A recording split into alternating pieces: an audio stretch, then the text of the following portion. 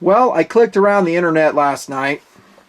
Apparently, there is a lot of controversy over the concept of a neck knife.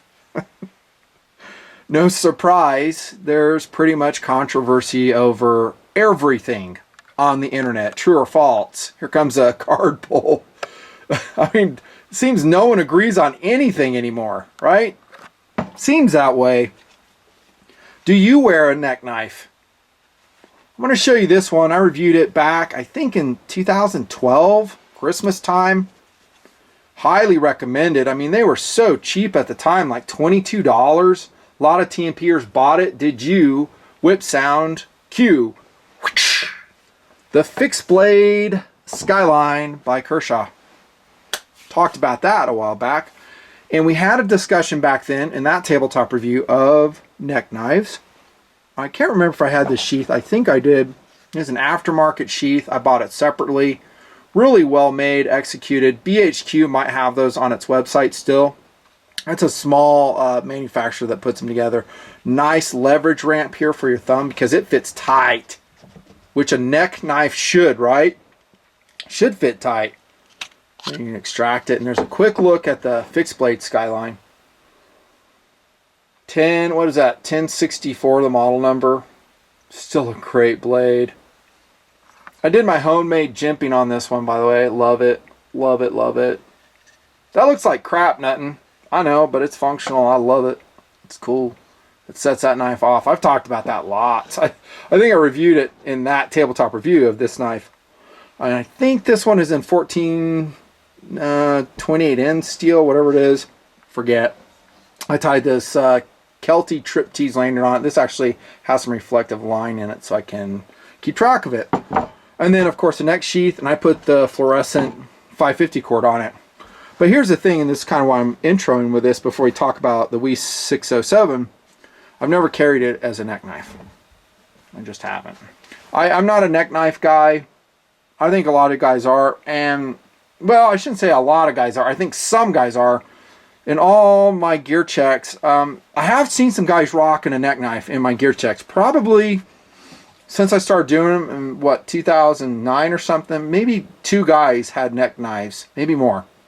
Small ones. I don't know if they're this big. They're small neck knives. Kind of like the Elris or Eldris, whatever that one by Morris called. It's pretty popular. No, I don't like that one. It's just, I think it's functionally awesome, but carrying it around EDC, the Eldris, no thanks.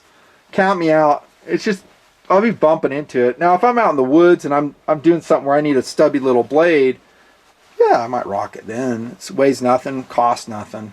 As did this. I mean, with a sheath and everything, the sheath was about the same price as a knife, so it's about a $50 setup. Still cool, but I've never worn it as a neck knife. And that's not to say I'm underbladed at all. You guys know I carry a lot of knives. I mean, at any given time, I have at least 4 blades on me, maybe more. Utility knife, tactical blade. I'm not making that up. I have a lot of camera footage to show it. Let me see if I have what I have here in my person. This is without my man pack on too, dudes. So I've got my TMP Cadet. I'm fishing in my pocket right now. So like I said, that's the 4 I have on me right now. Just around the house, dudes. So yeah, I'm never underbladed. It's just that I opt not to wear a neck knife. There's a couple reasons for it. I don't like it bouncing on me. I usually am wearing a shoulder holster, a weapon of some sort, maybe a Glock or something. There might be some interferences there. And I don't know, I just don't do it. I wouldn't say I hate carrying a neck knife. I don't. I think, you know, in certain locations it makes a lot of sense. And when I have carried it, and another one is that other CRKT one, that little tiny neck knife that I reviewed a couple years back. I do carry that one. Like when I'm in a t-shirt, a pair of shorts, and I don't really have a pocket to clip onto, that's, for me, a POU where I would rock a neck knife. Okay, enough said on that. So $50 for that setup. This one's going to be a bit more. And it is Chinese produced by a company called WE Knife. They're putting out some pretty excellent blades. Super high quality. US manufacturers, I think, have taken note of what has happened in China. And by the way, this is not recent. It's been going on a while. And here's the 607. That is a gorgeous, gorgeous blade, man. So I was talking about the cost. We'll start there. You could buy 3 of these setups for one of these. 178 bucks at BHQ. I'll try to put the link below, or a couple links if I can find multiple places. This is a model 607. Weed Knife, of course, has a variety of knives. This is just one of them. One that I picked out and I really liked it. You know the blade shape, we'll start there. It really reminds me of the Spyderco, what was it? Ed Shimp design Navaja. It really looks the same. I said in the Navaja review, it looks like a boat. Like here's the cabin, here's the front of the boat, and there's the bow. It does. It just, which is to say, it looks pretty cool, and it's more importantly, it's functional. Look at this awesome grind that Weed Knives does at the front. Is that cool or what? I love this grind.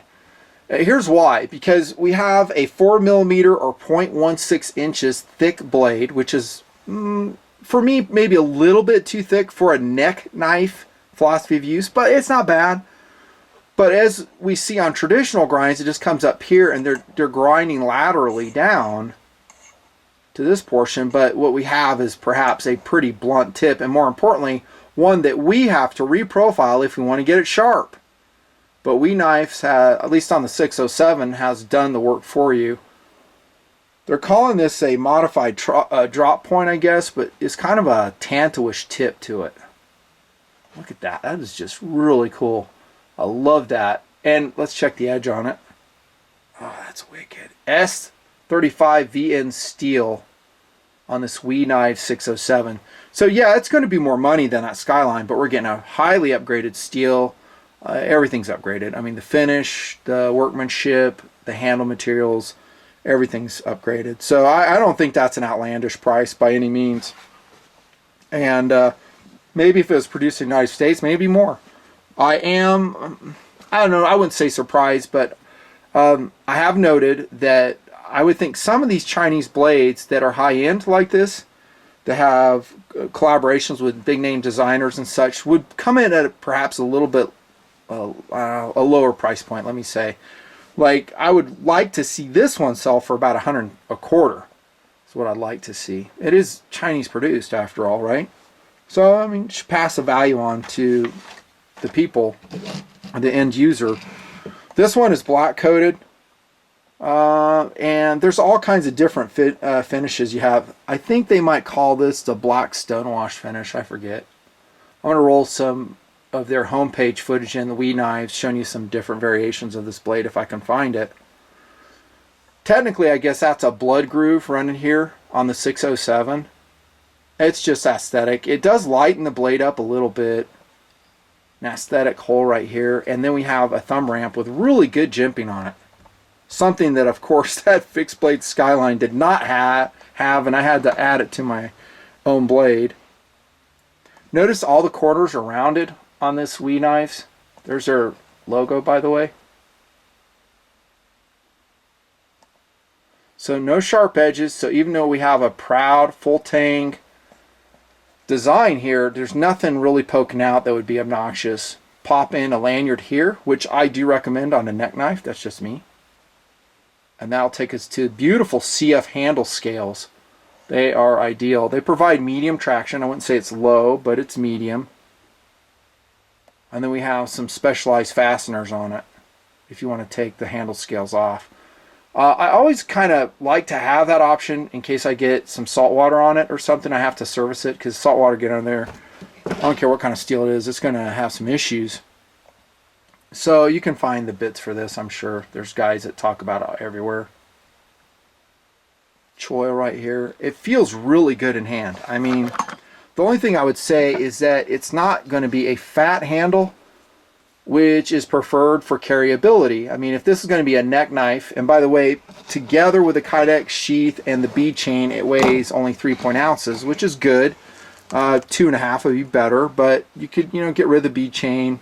And it is a larger neck knife. I've upgraded to a ruler. How sweet is that? And we're going to talk in metric system today. Hope you like it. So it's almost 11 centimeters in length. the blade. So it's a decent reach, and if we're talking neck knife, I think most people carry it for what? Right, self-defense. That's what I carry a neck knife for, and maybe more reach is better. Not always. Some guys really like the short blades because they're faster in hand and they have certain techniques they can employ with it. But I love the blade shape. Good belly for utility cutting.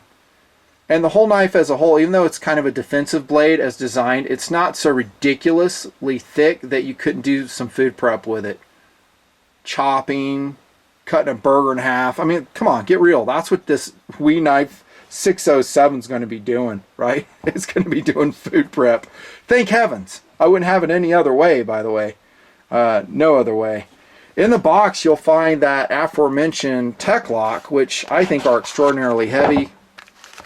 I think I like the American Sportsman version better. These are like 3 ounces alone, but you can adapt it to that. And then this would be a belt knife, right? Cleaning cloth is in there. I guess some instructions. Decent box. Here's what it looks like on the outside. This is a BHQ knife, so go to Blade HQ, tell them thanks for supporting the Nut and Fancy project. No money exchanging hands, in case you're wondering. Nope. Just one I just loaned from for the review. Temporarily. These screws, by the way, are 6AL4V titanium screws, so it's kind of an upgraded build altogether, I think. It's a really cool knife. Let's look at the fitment of the Kydex sheath. I would say it's medium. It's not as tight as this one, dudes. I mean, I showed you this. This is,